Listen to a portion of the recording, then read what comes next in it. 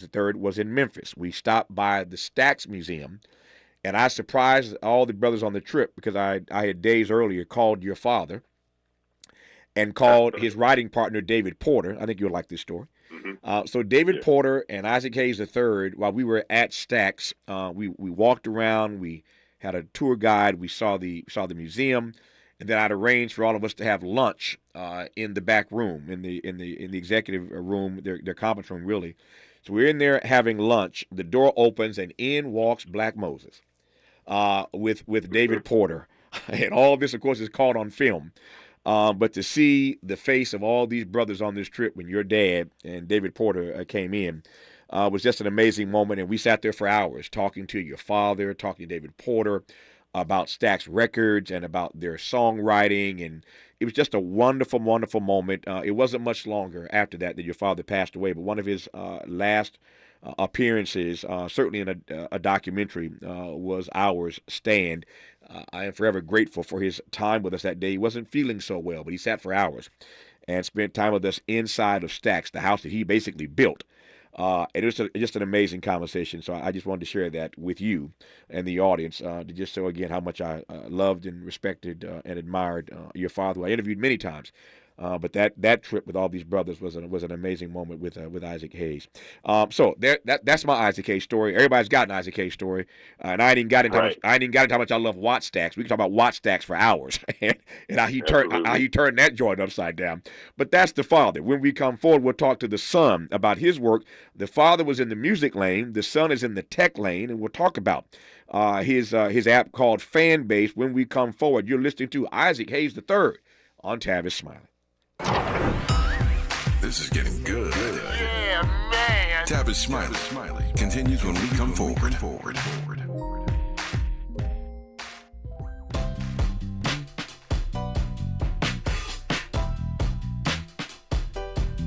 Escalade IQ. This the intro to the all-electric Cadillac perfected like Zoom. And on a full charge, you get 450 miles without the stop. Haiku. This is what I do. Daddy fat intellect since 92. Linked all the way back, panoramic roof. Come with 24-inch rim standard. Ooh, why? Shout it, don't kill him. Cadillac diamond in the back, cold chillin'. And when I'm on attack, on the track is no ceiling. Sky's the limit. You me? Straight drop, no parachutes. Lay lines like a longitude and latitude. Feel it, beloved, clearly, we're hustling. Bustin', truckin'. Cadillac. For more on the Escalade IQ, visit Cadillac.com. Available late 2024. GM estimate 450 mile range. On a full charge based on development testing and/or analytical projection. Consistent with SCHA 1634 revision 2017 MCT. Range subject to change prior to production. Annual rates may vary based on service factors, including ambience temperature, terrain, battery age, and condition loading, and how you use and maintain your vehicle.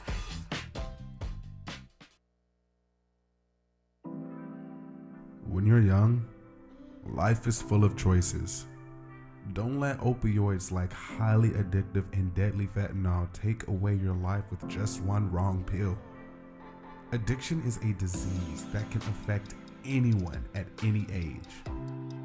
But there is a choice to get help for this disease. Find medically proven treatment options, including virtual, at choosemat.org. For all of us, this generation and the next, there is simply no place in our lives for litter. And yet, it's everywhere we look. And unfortunately, it does belong to all of us. So, let's come together and create a litter-free, clean California, once and for all. Remember to properly dispose of your trash and recycling. Secure truckloads with tarps to keep debris from flying out.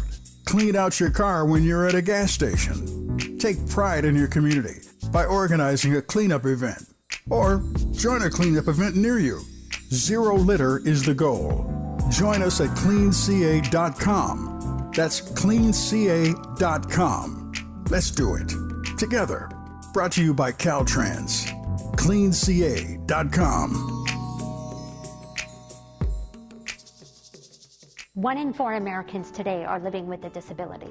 I'm one of them. People with disabilities are extremely talented, resilient problem solvers that have so much to offer. And we've got a trusted ally on our side, an organization we can rely on, Easter Seals.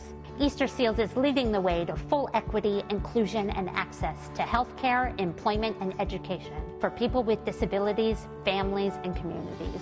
That's my Easter Seals. Make it yours. Learn more and get involved at easterseals.com. He's rooting for everybody black. Everybody black. More of Tavis Smiley coming your way right now. All right, Isaac Hayes III, your daddy did the music thing. You are doing the tech thing. Tell me, sir, about fan base, brother. Man, Fanbase is a free-to-download, free-to-use social media platform that I founded to be the successor to these current social media apps like Instagram and TikTok, that changes the way that people are allowed to connect and monetize and enjoy content. Changes it in what way? In what ways, I should say, plural? Well, so the biggest difference is, current social media platforms suppress everyone's content. They don't allow you to reach your full following, meaning if you have 1 million followers, they're not going to send your content to 1 million people because that's free promotion and advertising for you. And the brands recognize that, so they would come to you and run commercials on your page like they will run commercials on a television network. So for that reason, they suppress your content. And then secondly, I allow anyone on Fanbase to have followers, but I also give them the optionality to have subscribers and monetize their content via subscription. Mm-hmm. So it's the best of both worlds.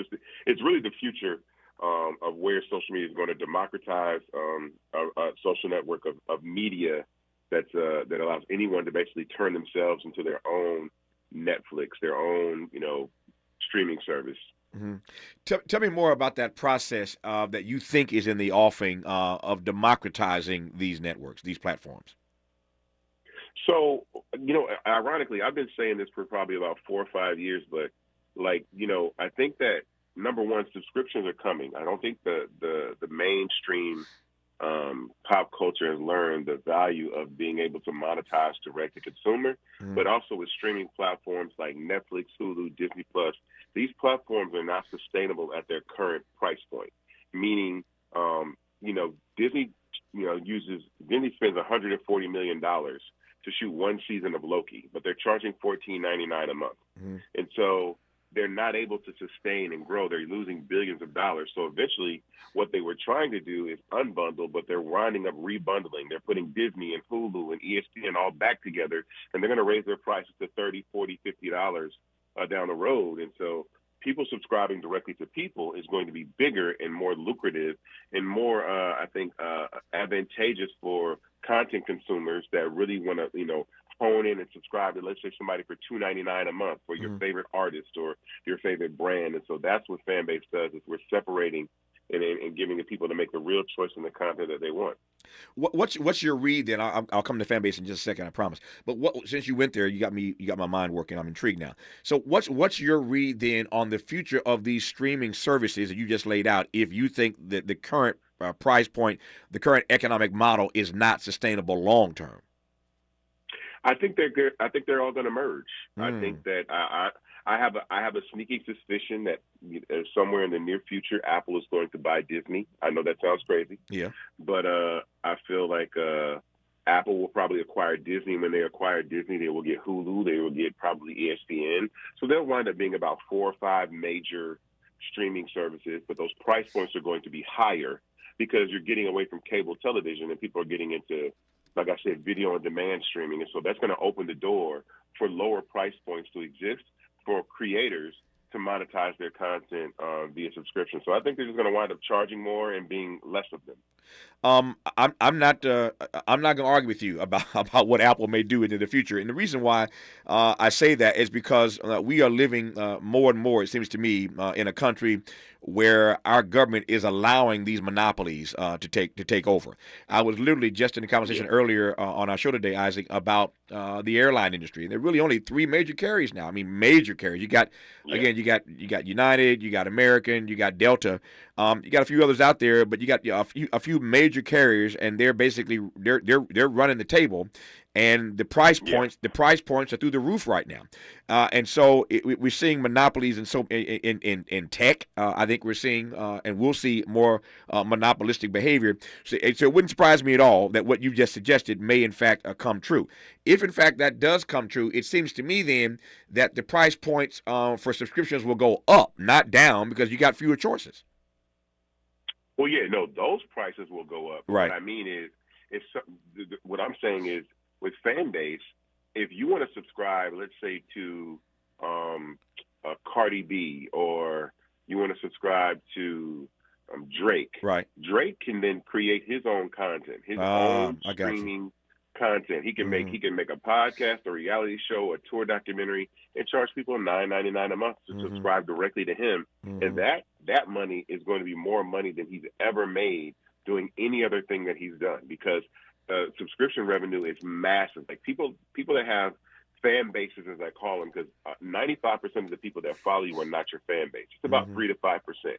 So if you have 1 million followers, you have 50,000 fans, and if those fans paid you $2.50 a month for a subscription, you would make $125,000 a month. You make $1.5 million a year, just off 50,000 people. Right. So imagine that. Even if you have 5,000, let's say the average American salary is between $47,000 and $60,000 a year, you would make $150,000 a year, do better than most Americans just off 5,000 people subscribing to you for $2.50 a month for an entire year.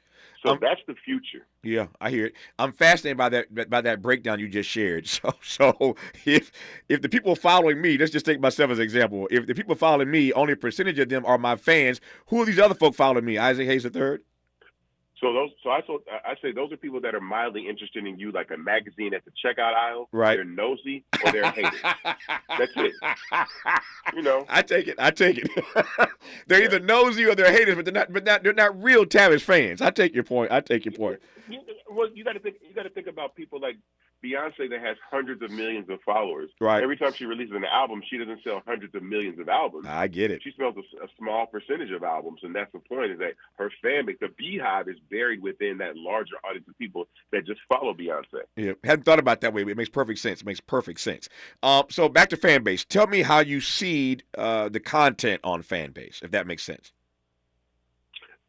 So, I mean, it's a social network, so it's just very similar. We have a lot of functionality and tools, just like all of the socials. So we have posts, which are photos and videos. We have live. We have stories. We have audio rooms like Clubhouse and Twitter Spaces. We have short-form video like TikTok that we call Flicks. And then we have this long-form content section of the app where you can post up to 2 hours worth of content for free or behind the paywall up to 2 hours, and we call that Fanbase Plus. So you could you could post a movie, a podcast, a TV show, a reality show, whatever you want, and put it behind the paywall. Yeah. I assume, as you described this, and you tell me, you can disabuse me of this notion if I'm wrong, while the examples you've given so far are, Cardi B or Drake or Beyonce, but I assume that anybody can create their own fan base following and go about the business of monetizing that. Yes, it's not just for Drake and Cardi B. It's for fan bases. We're in over 190 countries on iOS and Android. We have over 525,000 users, and we have regular users making hundreds and thousands of dollars a month just by monetizing their content the same way. I mean, social media spent a good 20 years convincing people that their content has no value, but if they did, why are they running ads in between it and not paying you for your content? That's the difference, is that they're making money off advertising. They're just not giving you any of the revenue from the content that you make. Yeah. Tell me about the monetization process, because when you hear stuff like this, people make the assumption that anybody can put anything out there and monetize it. I know, because I'm a businessman, it doesn't quite work that way. There's got to be some value, and value is not what you think it's worth. Value is what other people determine it to be and what they're willing to pay for it. So tell me about the monetization process on Fanbase. So with Fanbase, you can charge anywhere from $2.99 a month to $99.99 a month for someone to subscribe to your content. Now, I want to say something that's very important. Before Fanbase, there was no such thing as in-app purchase subscription to another human being. So meaning, when you got on the Apple Store or the Google Store, you could subscribe to Netflix or Spotify, or you could buy some sort of game and purchase something through the App Store. But Fanbase was the first app that allowed another human being to subscribe to another human being using in-app purchase technology, so like a fingerprint or a face scan. Right. So if you see subscriptions on Instagram, if you see subscriptions on TikTok, if you see subscriptions on Twitter, they literally got that from us, because Apple would not initially let me build exactly what we built. And I think that was incredible. And that's one of the biggest feathers in my cap is I invented in-app purchase-to-person subscription. Yep. And now that you said it, I can see why it works. But how did you decide? How did you figure out early on that that was a tool that was missing? Because a young kid went viral for dancing in a Spider-Man costume, and I noticed that the gaming community, right, the sex working community, have been making money off subscriptions for years. So the video gamers on Twitch, the cam girls, the girls on OnlyFans, they've been doing that for years. But mobile devices in everybody's hands, when you're talking about virtual purchases and virtual spending, that's way faster than having to pull out a credit card, put your address, the CVV number, your billing address, and XYZ. And so the ability for somebody to say, I want the content that I want now, and especially with younger generations, that like I have a younger brother that's 17 years old. My dad had kids all the way till he was in his 60s. But my little brother is 17 years old. But all he understands is in-app purchases. He doesn't know paper money. He knows Cash App. He knows StockX. He presses buttons and the shoes come to his house. And then more importantly, I think that every social media platform has a lifespan, and it will live and it will die. And what that means is I think that Facebook is a senior citizen. MySpace is obviously dead. Instagram is a middle-aged adult. Snapchat's a millennial. TikTok's a centennial. But what's going to be the platform that carries 13 to 21-year-olds for the next 20 years that changes the scope of the way that social media is viewed and used? And that's fan base. And how does one of your age come up on such a brilliant idea for a generation that's a couple steps behind you? I'm a kid at heart. I've been in culture. I was a music producer for myself for 20 years, wrote songs and produced songs. Yeah. And so I always say you grow up, you don't grow old. And so I'm the guy that's always going to wear tennis shoes and jeans and the T-shirt, and I'm going to listen to Sexy Red and Drake and all these other. I'm going to listen to Travis Scott and these younger artists because it really keeps my ideas flowing and understand where technology and culture is going. So you got to be tapped in. Yeah. Let me just ask you, how has being the son of the Isaac Hayes helped you or taught you about the impact that you want to have on the growth of fan base? Two very important things. Ownership, right? I went about raising capital for this startup, not going traditionally through venture crowdfunding. Venture VC funding, and then the impact of culture, because my dad, he lost a lot of his publishing rights, and so the value of ownership was so important to me. And then understanding that Black culture innovates everything. So we innovate infrastructures, but we don't own the infrastructure. So if I were to ask you who owns hip hop culture, some people would say, oh, well, the community owns hip hop culture or the artists. And I'm like, no, it's the people that make the turntables. It's people that make the drum machines and the keyboards. It's the people that make the spray paint cans.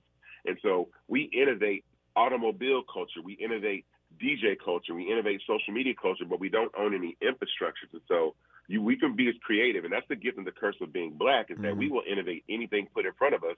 But at the end of the day, who's on the cap table of the infrastructure of these things that we build? Yeah. As you mentioned, you did not go the VC route. You didn't go the venture capital route. You went the crowdfunding route. Obviously, it worked for you. What are your takeaways from having done that? What are the lessons you can share with others from the success you had going the crowdfunded route versus the VC route? Well, a couple things. I funded the app myself. I spent $200,000 on my own money to build the initial version. Right. But what venture capital typically does is they take large portions of equity in a company for very little money. So you might get that first $300,000 or $400,000, but have to give up 15 to 20% of your company. And so with equity crowdfunding, you're able to actually give up. Number one, I even take it a step further. For Black people and minorities, we don't even have access to capital. You can't go in a bank and get a loan. These VCs are not investing. You're getting less than 0.5% of all the money that's given to startups to invest are winding up in the hands of Black founders. And so I wanted to find a way to circumvent the system. And so I went independent. I sold $10 million worth of shares to my startup out of the trunk of my car doing equity crowdfunding, and it allowed me to maintain control of my company, be able to actually guide and direct the vision, and we've been able to scale without interruption, because I think most people don't like the fact that there's a black man building technology that is the same level and the same quality as Facebook and TikTok, and not using black culture just to power the infrastructure. Yeah. So what is your hope finally for your investors? So honestly, the biggest win for us would be the eventuality of fan base, regardless, is some sort of exit or IPO.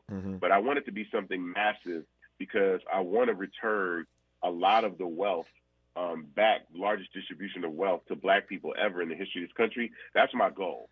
My goal with fan base is, because the minimum to invest in fan base was $250 when we had rounds open. So we've done 3 rounds. The minimum to invest in fan base is $250. We did it on Start Engine.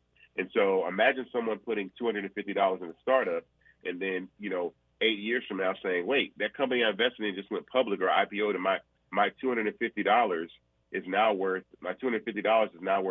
$250,000. Well, yeah. $300,000. You understand what I'm saying? So that is the goal behind what we're doing. And the thing about it is, it sounds like it may sound like it might be impossible, but I'll give you a nugget. There was an investor, an already rich investor by the name of Orrin Michaels. Right. He invested $5,000 into Uber in its seed round in 2010. When the company went public in 2019, his $5,000 was worth $24 million. Yep. Imagine that. Yeah, I know that story. Did you get that? Did you get that phone call though? Did they call you? Didn't nobody call me, man. Didn't nobody call me about that. Oh man, but they can let us go spend $5,000 on lottery tickets. They can let us go spend $5,000 at the crap table in Vegas. But dang, how come I can't gamble on a startup? And so equity crowdfunding gives people the opportunity to invest and put money, especially small amounts. It's not high risk, the minimum to invest in. So that's what makes it important. His name is Isaac Hayes III. The app is called Fanbase. Check it out. You might want to support this one. While you get in where you fit in, get in while you can. Isaac Hayes III, congratulations, man. Happy holidays. Thanks for your time. I appreciate talking to you. All right, thank you. My pleasure. Stay strong. Face on love when we come forward on Tavis Smiley. More of Tavis Smiley when we come forward.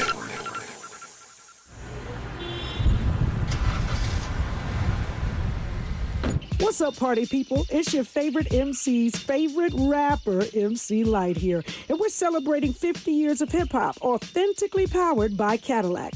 And we're going to take it way back to where it started.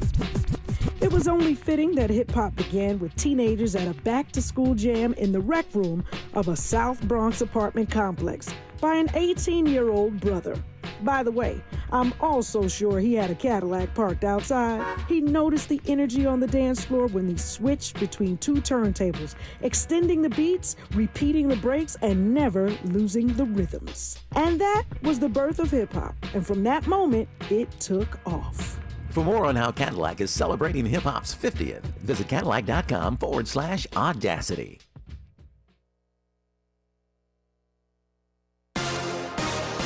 I'm Ray Harris, and here's the latest from the Black Information Network.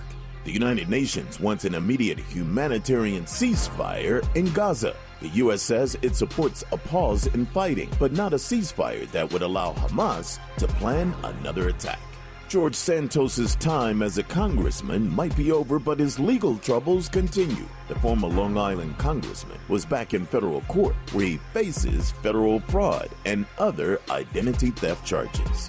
More Americans are traveling on planes or by car this holiday season. Travel is still on the upswing following the COVID-19 pandemic.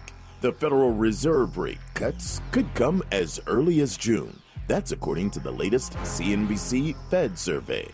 And that's the latest. I'm Ree Harris on your home for 24/7 News, the Black Information Network, and BINnews.com. The free admission Jim Irsay Collection and Concert will be at LA Shrine Auditorium Thursday, January 11th, featuring REO Speedwagon's Kevin Cronin, ZZ Top's Billy Gibbons, Buddy Guy, Hart and Wilson, and Jay Giles Band Peter Wolf. Free registration open now at JimIrsayCollection.com. Looking for a better way to get around LA? SoCal 511 gives you real-time traffic alerts to help you find faster ways to get around LA County. It's totally free and helps motorists easily find Fast Track and roadside assistance services. Visit go511.com or dial 511 on your phone. This is the KBLA Sports Minute with Ray Richardson. The Lakers lose by 2 at Dallas last night. The loss spoiled a big night for LeBron and Anthony Davis. 37 points and 11 rebounds for AD. LeBron had 33 and 9 assists. Luka Doncic broke down the Lakers defense all night with 33 points and 17 assists. The Lakers are at San Antonio tonight. The Clippers beat Sacramento by 20. First 5-game winning streak for the Clippers since January 28, 2022. Another brilliant game for Kawhi Leonard. 31 points on 11 of 14 shooting. Leonard is averaging 35.3 points and shooting 64% in the last 3 games. Golden State is in town Thursday night to play the Clippers. There's a good chance Golden State will not have Draymond Green on Thursday. The NBA is considering another suspension for Green. Last night in Phoenix, Green was ejected for punching Phoenix center Yusuf Nurkic in the face. No debates, no speculation, just the info you need. That's your KBLA Sports Minute. I'm Ray Richardson on KBLA Talk 1580.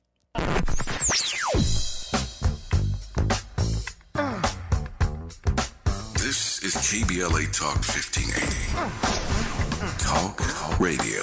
That's music to your ears. We're unapologetically progressive. KBLA Talk 1580. We've got a lot to talk about. Race, culture wars, political turf battles, criminal justice and injustice, the courts.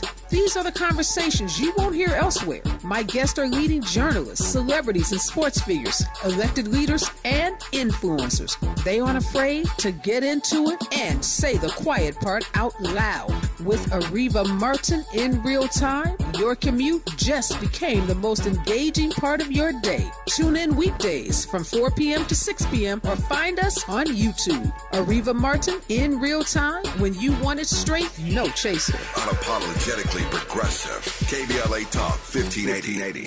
We've got your black. Do you have both Medi-Cal and Medicare? If so, the new LA Care plan called Medicare Plus can help you get the most out of your health plan for $0. LA Care provides personalized service to Angelinos like us. Plus, it gives us access to doctors and specialists across Los Angeles County. For zero cost, we get access to full benefits. From vision coverage, in-home support services, to prescription drug coverage, and a quarterly over-the-counter allowance. Plus personal equipment, meal programs, a gym membership, and so much more. For more than 25 years, LA Care has provided Angelinos with access to quality health care at an affordable cost. For our families, our seniors, our community, it's a plus. It's a plus for all of us.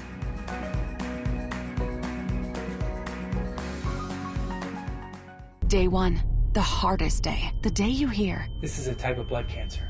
But day 1 is just one day. At the Leukemia and Lymphoma Society, we are here to help you move past day 1. On day 45, I discovered an online community who shared great tips for in-treatment care. On day 185, LLS helped me file my insurance claims properly. To learn more and get help on day 2, day 28, or any day, please visit LLS.org or call 1-800-955-4572. When you're young, life is full of choices. Don't let opioids like highly addictive and deadly fentanyl take away your life with just one wrong pill. Addiction is a disease that can affect anyone at any age. But there is a choice to get help for this disease.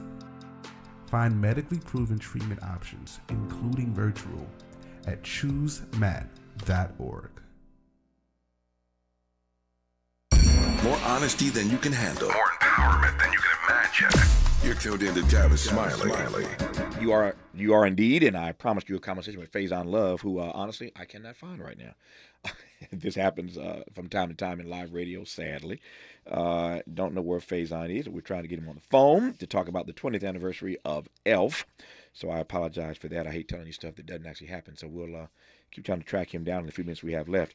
But we appreciate Isaac Hayes III for the conversation we just had with him about his app fan base.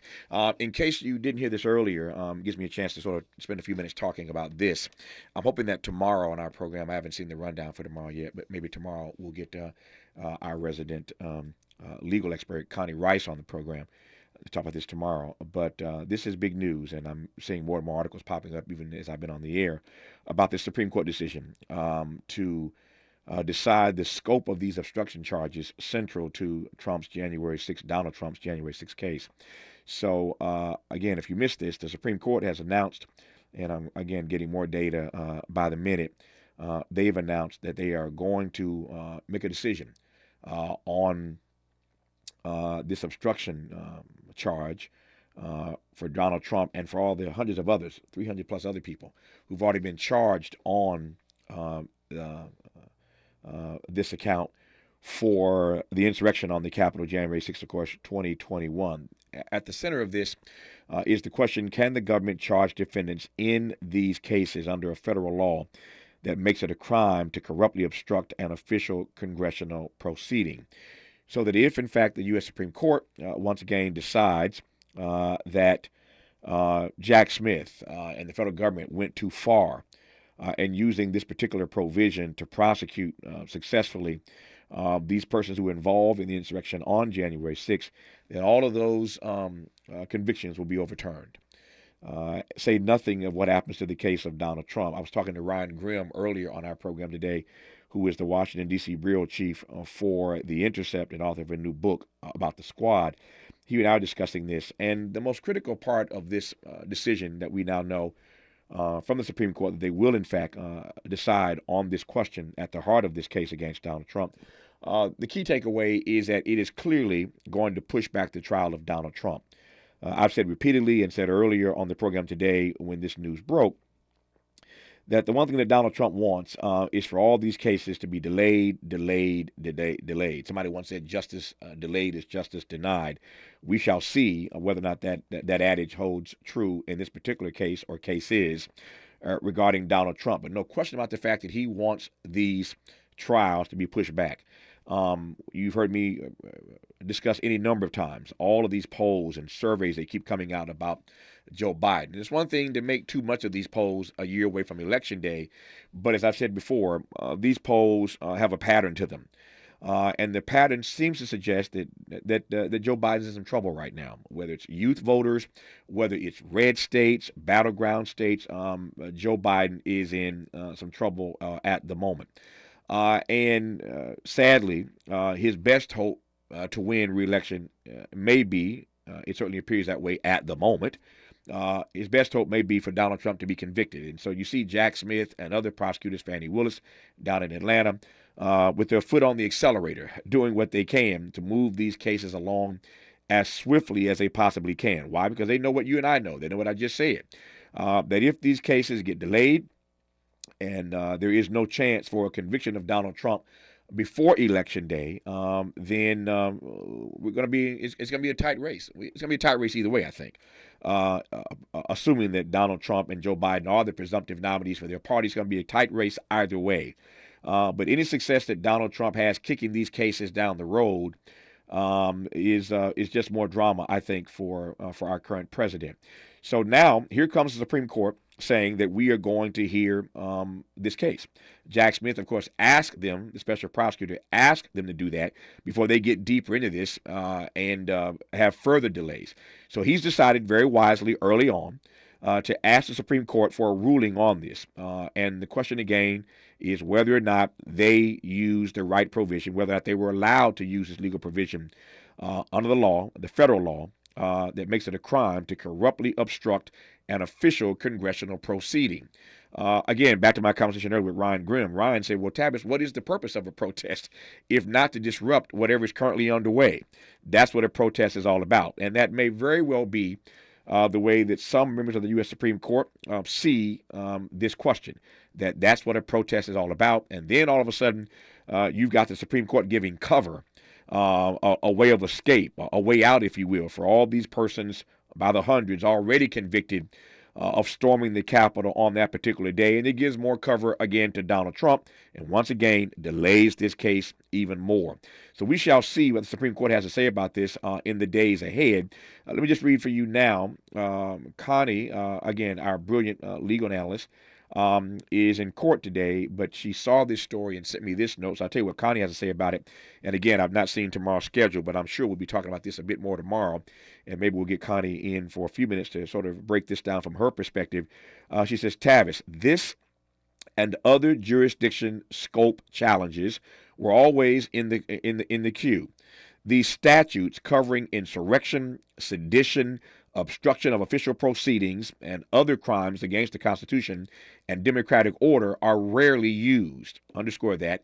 These provisions, Connie says, are rarely used. Therefore, they are relatively unexplored and ripe with untested issues and undefined standards. If SCOTUS doesn't move quickly on Jack Smith's motion and this challenge, we won't have any adjudication of Trump before the election, and that is not good news. So in this instance, what Connie's saying is a couple of things. Number one, the Supreme Court needs to move swiftly on this, because if they don't move swiftly on this challenge, if they don't move swiftly in giving us some decision, some ruling on whether Jack Smith had the right to do what he did, then we won't have any adjudication of Trump before the election, and there you have it. If there's no adjudication, there are no guilty verdicts. There are no convictions, and that puts us exactly where many of us, of course, don't want to be. But her other point is really critical for me. When she says these provisions are relatively unexplored and ripe with untested issues and undefined standards. I'll unpack that part when we come forward. You're listening to Tavis Smiley. You're listening to Tavis Smiley. Tavis Smiley. Ranked number 45 on the Heavy 100 list of the 100 most important radio talk show hosts in America. What is dedication? My biggest fear in the middle of my addiction was that my kids wouldn't have a father. And I started thinking, you know what? This isn't my story. I definitely had to become a better man to be a better father. It's important to me that my kids are empowered and truly believe that if they can think it, they can do it. That's dedication. Visit fatherhood.gov to hear more. Brought to you by the U.S. Department of Health and Human Services and the Ad Council. Joey from Vermont, a farmer trying to get through the winter. Adriana from South Carolina, a single mother living paycheck to paycheck. Liam from Ohio, an injured father struggling to provide for his family. Hi, I'm Shanola Hampton, and I support the Feeding America network of food banks because they help provide over 6 billion meals to people in need each year. Learn more at feedingamerica.org.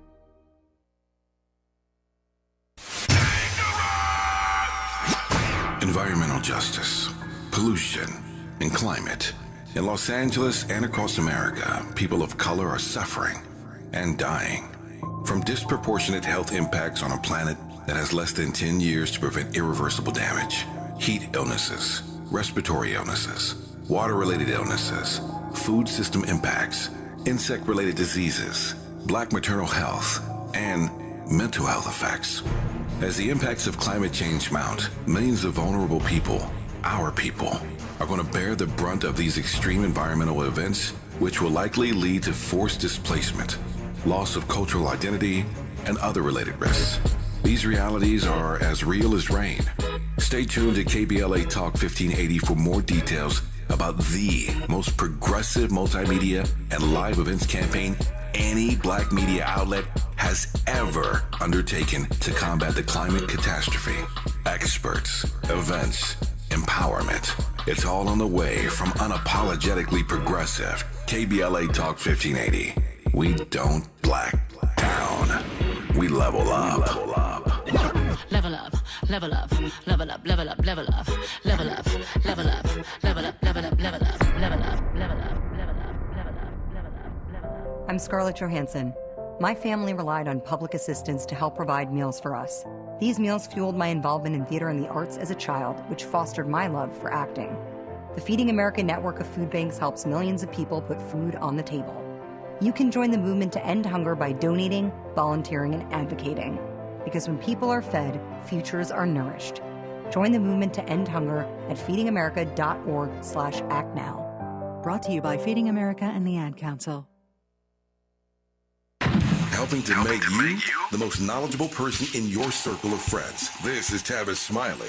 Continue our conversation now about this breaking news that we shared with you earlier on today's program. The Supreme Court is going to hear the case that Jack Smith has brought, the question, I should say, that Jack Smith has raised about whether or not these defendants who stormed the Capitol on January 6, 2021, can in fact be convicted of under a provision of the law that makes it a crime to corruptly obstruct an official congressional proceeding. I suspect, I'm not a lawyer, I don't even play one on TV or radio, but I suspect one of the key words in that sentence, can the government charge defendants in cases under a federal law that makes it a crime to corruptly obstruct an official congressional proceeding? Again, we know that the purpose of protest is to disrupt, but the key phrase, the key word to me in that sentence is to corruptly obstruct. We will see what they have to say, but let me read now so you get a better understanding of what's at stake here. This is from the New York Times. I'm reading about the way they read this decision announced by the court just hours ago to address this particular question that Jack Smith has brought. Jack Smith, of course, being once again the special prosecutor who is after Donald Trump for what happened on January the 6th. I quote now from the New York Times. The decision to hear the case will complicate and perhaps delay the start of Mr. Trump's trial, now scheduled to take place in Washington in March. The Supreme Court's ultimate ruling may not arrive until June, and that will likely address the viability of two of the main counts against Mr. Trump and could severely limit efforts by the special counsel Jack Smith to hold the former president accountable for the violence that his supporters committed at the Capitol. So this ain't even throwing a monkey wrench into things. If the Supreme Court decides that Jack Smith went too far in the application of the law, this particular piece of the law, charging all these hundreds of folk who stormed the Capitol, and those convictions are overturned, it's going to obviously severely limit the case that he intends to make about the role that Donald Trump played in that process. It's going to be harder and harder to hold Donald Trump accountable for what happened on that particular date. But you heard me again say a moment ago, the trial is set now to start in March. If it starts in March, there's a slight chance with all these delays that we may get a verdict in that case before Election Day. But now the New York Times is reporting that the fullness of their decision, the Supreme Court's decision, the ultimate ruling may not arrive until June. For those of you who are Supreme Court followers and watchers, you know it's always in June when they render their decisions on the cases they've heard in that term. So we're in the term right now. They're hearing all kinds of cases. Their decisions will be announced in June.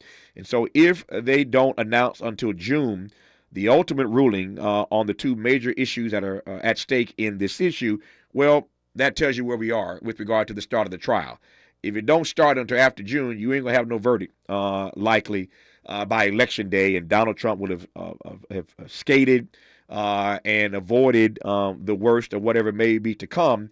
And then in November, if he, God help us all, ends up pulling off this election, then who knows what happens next. Haven't even gotten to the rest of Connie's message, which I want to unpack here in just a second. That part where Connie suggests to me that these laws, these provisions, indeed the one that Jack Smith has in front of the Supreme Court right now, these provisions are relatively unexplored and ripe with untested issues and undefined standards. What does that mean? I'll tell you what it means when we come forward. You're listening to Tavis Smiley. Seeking the truth, speaking the truth. This is the Tavis Smiley Show. If you're like me, 60 and retired, making ends meet, especially here at the supermarket and drugstore, is tough. I'm so blessed to have found benefitscheckup.org. It's a free and confidential website from the National Council on Aging that connected me to $1,200 a year in programs that help pay for food, medicine, utilities, and more. Maybe it can help you. BenefitsCheckup.org. My daughter was diagnosed with a rare malignant rhabdoid tumor on the spine. They sent her straight to St. Jude. My hope was gone. But when you get there, everyone's like, hey, we're not going to give up. And when you see other people not giving up on your child, that makes all the difference in the world. When I found out I didn't have to pay, I was just grateful. They saved my baby's life. Finding cures, saving children. Learn more at stjude.org. KBLA Talk 1580 is the exclusive media sponsor of this light of ours, activist photographers of the Civil Rights Movement. A dynamic new exhibition on view now at the Skirball Cultural Center in Los Angeles. This light of ours showcases more than 150 photos taken by movement insiders from diverse backgrounds that reveal the vital work undertaken by a broad coalition of organizers and everyday people whose collective action changed America. This light of ours is one of 3 temporary exhibitions currently on view at the Skirball, which together explore issues related to civil rights, immigration, and pluralism. Tickets and more information for all 3 exhibitions are available at skirball.org. That's skirball.org. SKIRBALL.org. Hey, Dad, how do airplanes fly? What's in this box? Is this tree good for climbing? How are babies made? What does this thing do? Kids are curious about everything, including guns. Talking to them about gun safety in your home is a good first step, but you can do more. Always keep your guns locked, unloaded, and stored separately from ammunition. Safe gun storage saves lives. Learn how to make your home safer at endfamilyfire.org. That's endfamilyfire.org. Brought to you by End Family Fire, Brady, and the Ad Council. Last minute shopping? Ulta Beauty has everything I need for everyone on my list. Ready to gift fragrance kits from YSL and Valentino, and the hottest gift sets from MAC, Tarte, and Lancome. Plus, everyone loves an Ulta Beauty gift card. Shop last-minute gifts that will bring joy to everyone on your list. Hurry in store or place your online pickup order today. Ulta Beauty, the possibilities are beautiful. Made fresh daily in the Mert Park, Los Angeles, California. You're listening to Tavis Smiley. Apologies once again that we did not get Faison Love, as I promised you on the program today to celebrate the 20th anniversary of ELF. But it just allows me time to just update where we are on the breaking news that we shared with you a couple hours ago on this program in our very first hour today about this move by the Supreme Court, this announcement by them, more exact, to hear this question brought by Jack Smith, the special prosecutor, about whether or not they were right or whether or not they overreached in using this particular provision to prosecute all those hundreds of folk, over 300 folk, who stormed the Capitol on January 6, 2021, and what that means for the case against Donald Trump. What we are pretty certain of now is that it means that that case is going to be delayed, set to start now in March. There are, 4 or 5 cases Donald Trump's engaged in, but this one is one of the better ones, one of the ones that people have thought, legal experts have suggested they have a chance, the government has a chance of winning. Some of these cases are weaker, some of them are stronger. Of the 4 or 5 he's facing, this one they think is pretty strong, except now the Supreme Court has agreed to hear whether or not they think the government overreached in this case. So Connie, our resident legal analyst, suggested to me in a text message that these provisions, once again, are relatively unexplored and ripe with untested issues and undefined standards. What does that mean? Well, it means essentially, as you've already figured out, that the U.S. Supreme Court will get to figure it out for themselves. If the provisions are unexplored and untested and undefined, those are all Connie's words, unexplored, untested, undefined, into that gap steps the U.S. Supreme Court, the conservative U.S. Supreme Court, and they will get to figure it out and answer it for themselves. As you know from your civics classes, as I often remind you, the Supreme Court role is to interpret the law. But more and more, this conservative court isn't just interpreting the law, they are writing the law, or essentially rewriting the law as they want to see it. as they want it to be, not just interpreting but rewriting it. And so here they now have an opportunity in this area of unexplored, untested, undefined legal standards to decide whether or not they think the government overstepped their bounds in prosecuting these persons who stormed the Capitol that day and the role that Donald Trump played in it. Once again, as I said earlier on today's program, there's always a way out, it seems, always a way of escape for these white supremacists.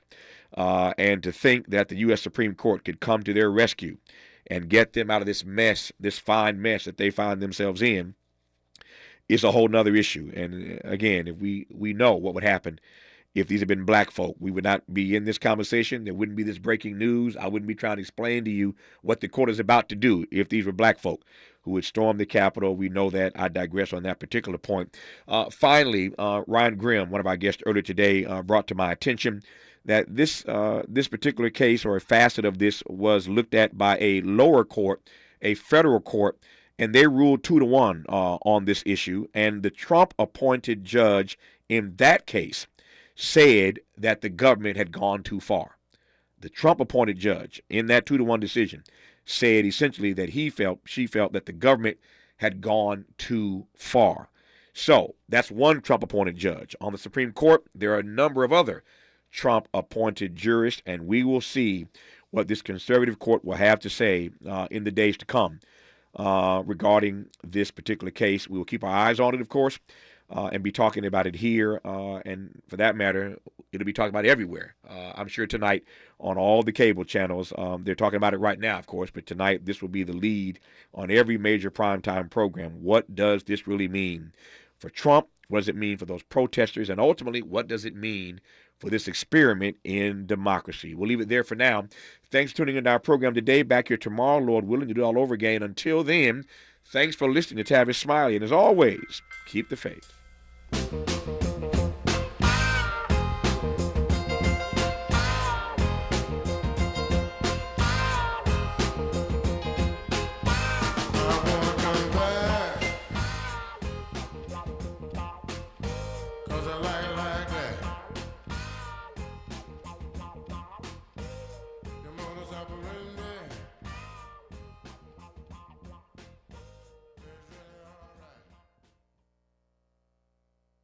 KBLA 1580 Santa Monica. I'm Ray Harris, and here's the latest from the Black Information Network. The United Nations wants an